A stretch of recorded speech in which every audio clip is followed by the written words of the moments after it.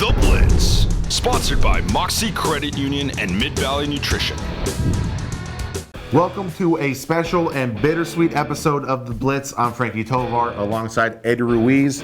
Bittersweet because it's the 9th and final episode of the 2015 high school football season. Eddie and I were at the Hilmar versus Bradshaw Christian game on Saturday at Lincoln High for the Sac-Joaquin section Division 6 title. And man, the Yellow Jackets, they played well, but they didn't have enough because they lost 28-18, and they missed out on the chance to earn their 7th blue banner in school history. Yeah. Bradshaw Christian, though, they earned it every bit. Give us the total stats, Eddie. How did the game play out? The game played out with Bradshaw Christian running the heck out of the ball, running that formation that apparently came from Argonaut. It's called the Coke's box or something like that. Basically, it was like 9 linemen, and we saw that. It was something we hadn't seen before this year. It was the first I've seen it, Yeah, not to mention, as we spoke earlier, the weather, we couldn't even feel our toes. It was freezing out there. It was low 40s. Yeah, I would say hits basically it hurt a little more than they thought, and everything was just crazier. Yeah. And it was just more physical than they probably thought to. And there was fast. BC was a very fast team. I think a little faster than probably Hilmar had anticipated. Well, yeah, that Coke's box, obviously. Frank Marquez said they saw tape, they knew what to expect, but I think seeing tape and seeing it in person on the field, it's a little different. Yeah. They played it very tight, a lot of trickery, a lot of deception, and they played well. They had 320 yards rushing, did BC, on 43 carries. A lot of Pretty work impressive. came from Garrett Robbins, Knipe, and Broomstead. But at the end of the day, it was basically not being able to score points off of those turnovers. Exactly, turnovers. That's what I was going to get to now. Hilmar, they forced 5 turnovers. Fantastic defensive effort. Yeah. Bradshaw Christian, they got 3. Yeah, 3 picks. And 2 of them were late in the game. But man, 2 drives. Hilmar, that was the downfall. They were unable to score and capitalize on those turnovers. I believe they scored only 1 touchdown off those 5 turnovers. Yeah. You can't do that. You can't do that and win. And they got no extra point off of it either, and no 2-point conversion, whatever they were trying to kind of go for, obviously. I think Frank Marquez knew it was going to be a tough battle. He wanted to try and get out ahead if possible, but they tried the swinging gate plays, and the ref said, hey, you can't do that. They called penalties on both snaps on that, and that kind of put Hilmar in a hole. Yeah, and that goes to the penalties too. They had 11.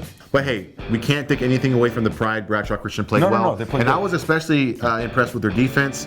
Very quick lateral movement. By the time Hilmar got upfield 2 or 3 yards, man, there was a swarm of pride defenders right there ready to stop them. It was pretty impressive. Great tackling from Bradshaw Christian. Like you said, we can't take any credit away from them because they played great enough to win a section title. So kudos to them.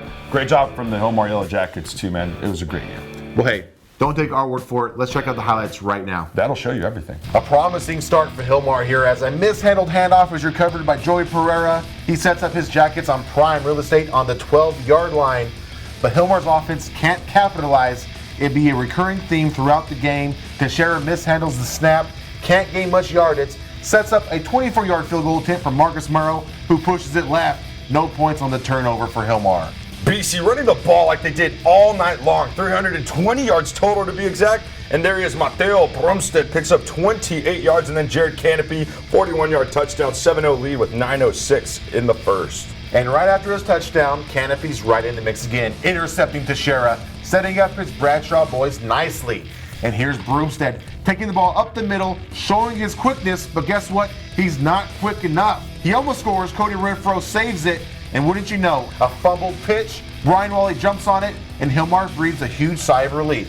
Knipe, man, I'm sorry, I don't know how to say your last name anymore, buddy, but you pick up a first down a little bit more, you played a heck of a game. Oh wait, it's a cop! The Jackets got the ball right back, so they're alive. Nick Olivera early on, yes, marching it down 9 and then 10 yards. Finally, Teixeira from 10 yards out with 10:28 left in the clock here in the first half. Scores, not bad. And then the swing gate, whatever this is, just a mess up of a play. 6-7 after that miss. But the Pride, they bounce back like rubber. Number 33, Garrett Robbins takes the ball 30 yards up the middle for a touchdown to make it 14-6.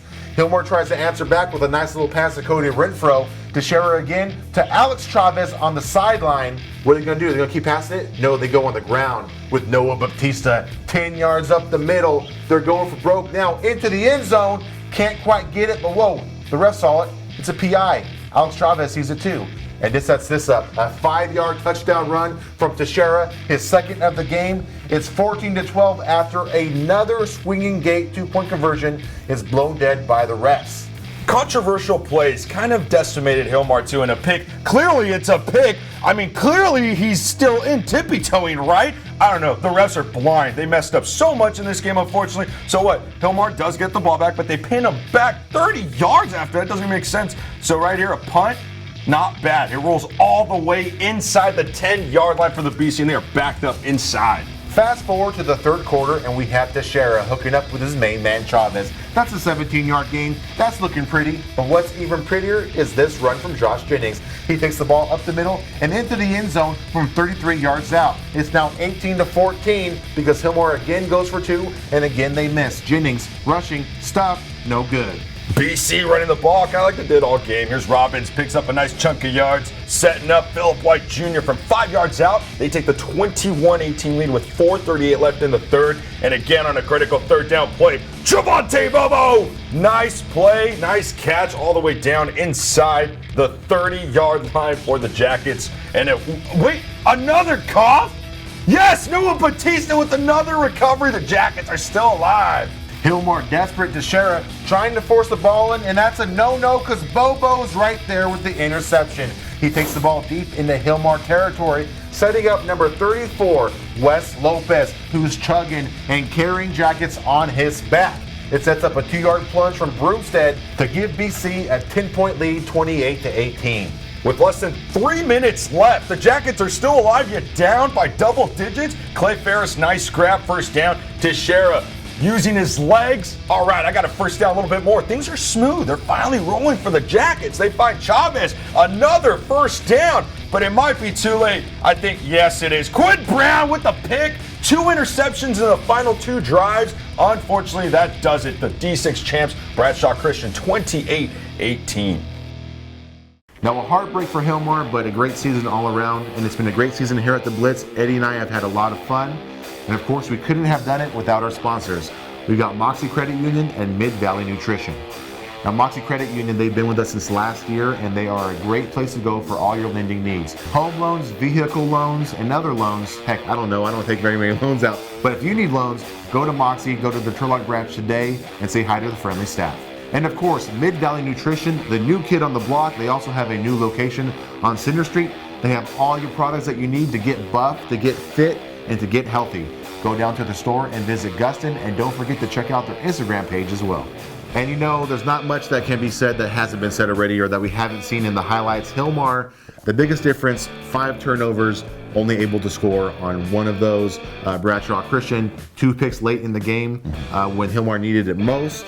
And of course, the Pride defense was all over the place, swarming the ball like madmen. Yeah, but don't worry about it, Hilmar. You'll be back, man. You guys always are one of the most competitive football teams very consistent in this area. Yeah, and you guys will be fine. We'll see you guys soon. And they have a crop of junior players returning next year to be seniors, and that'll be very good. A lot. Hilmar wasn't the only team we covered this year. Obviously, we have a host of schools in the area. Yes. They also had good seasons. Well, relatively good seasons, I guess, depending on how you look at it. Progressive seasons. Yeah. That's kind of how I see it. So let's see. Let's start with the Southern League. Delhi and Denair, we covered both those teams, not for the Blitz episodes, but for pre-league highlights and all that. How did Denair do this year? Denair, we know, was the first year with Anthony Armos. It was the same record as the previous year. But when you get a new coach, you really don't expect to do anything crazy. Yeah. But Anthony has had, basically a resume of success. So he brought in, his own style and everything. 3-7 record is not bad. It's not bad. They didn't regress. No, absolutely not. It was a competitive Southern League I'd say this year. That's why. The highlight of the Denair season is they did beat Delhi, their Southern League rival, kind of payback from last year. Yep. And I know they're riding high with that, even though they didn't end with a winning record this season. Now let's get to the Hawks, Delhi. Yes. They had a pretty decent. They almost made playoffs. Didn't quite crack into the postseason, but they almost did. I believe they finished with a 5-5 record. Yeah, 5-5 record. I'm not going to lie to you. Before the season started, I picked them to win at least, a couple more games. But 5-5 is not bad for them. We had high hopes for Delhi. We definitely had high hopes for them. But I mean, as we spoke about the Southern League, it was better this year than I think a lot of people had anticipated. Yes. And they did the best they could. Next year, they should definitely be better. They'll have Jesse back and Louis. So quarterback, fullback, linebacker combo, that's always a good foundation for a team. Now we'll move away from the Southern League, a former Southern League team. We're talking about Turlock Christian High. Yes. They didn't have the season they probably wanted to, but they did get a win, 1-9 record. Yeah, 1-9 record, and then we went to that game earlier in the year where they almost pulled off an upset win. It was probably the best game for us to go to. Yeah, absolutely. It was a 4-point loss, I believe, to Big Valley. Yeah. And I mean, that was interesting to see the fact that they were very competitive against a team that had a winning record. TC's only going to get better. I'm not going to lie to you. It's going to be a progressive sort of turnaround. Jake Von Shore, I think, is the right coach for the job. You talked about progression earlier. They're a team that's progressing. Obviously, they want more than one win, but one win is better than no wins. Yeah, absolutely. Now, let's go back to the CCC. You haven't been there in a little bit. The Central California Conference, obviously, where we have Turlock and Pittman High.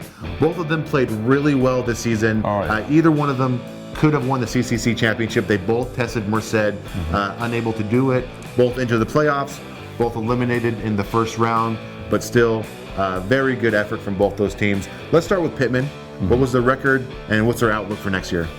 So it was a 6-5 record, but I mean, we saw Pittman play great ball this year. I mean, it's never like they're not good. No, a lot of those losses were very close. Yeah, there were tons of, The Napa one comes to mind. Every game was close except for the first game of the season against Downey. Other than that, I mean, all these games were pretty close for the most part. Even that playoff game against Del Campo. So what's up with Pittman? I'll tell you this. They're always good. So they'll be fine next year. They're going to be competitive. Heck, they might be 1, 2, maybe 3 again for sure in the CCC. They'll be top 3 at least, I would say. There's no question they'll be up They there. have some returners.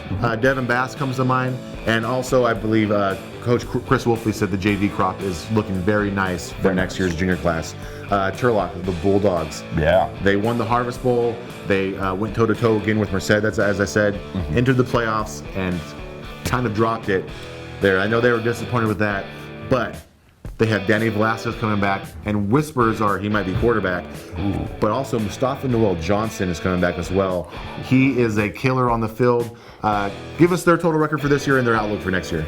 It was a 7-3 record. I mean, we saw that they played 1 game less, kind of like Pittman did prior, last season. Before, Clovis West had to cancel. Exactly, a little bit of a weird season, but I mean, as you said, they're returning the CCC co-MVP and the CCC Defensive Player of the Year next year. I'm not gonna lie to you, I don't want to toot their horn or get them too pumped up, but to be honest with you, right now, I think Turlock going into next year in the off season, they are the heavy favorites. They're one of the favorites. No question. Obviously, Merced, 3-time undefeated CCC champs. They'll be right up there in the discussion as well. So a Bear and Bulldog battle next season, potentially. It's looking nice. And of course, Trans Valley League, we discovered Hilmar. They were unable to do it, a 9-4 record, but they made it back to the section title game, and you have to be happy about that. Yeah, good job, guys. Good job. Now, we're a little unhappy because we're not going to see you guys anymore. This is the final episode of the Blitz. And I gotta say, as I said earlier, a lot of fun. I love standing up here with Eddie, talking about football. But this is it. No more. They can check out the highlights, or they can check it out again, right? They want to replay it. That's the good news, everybody.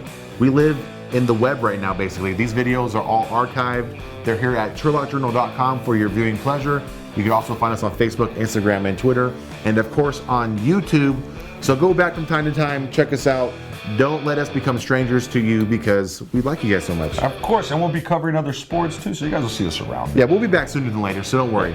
Now, for the final time, I'm Frankie Tovar. This is Eddie Ruiz. Farewell.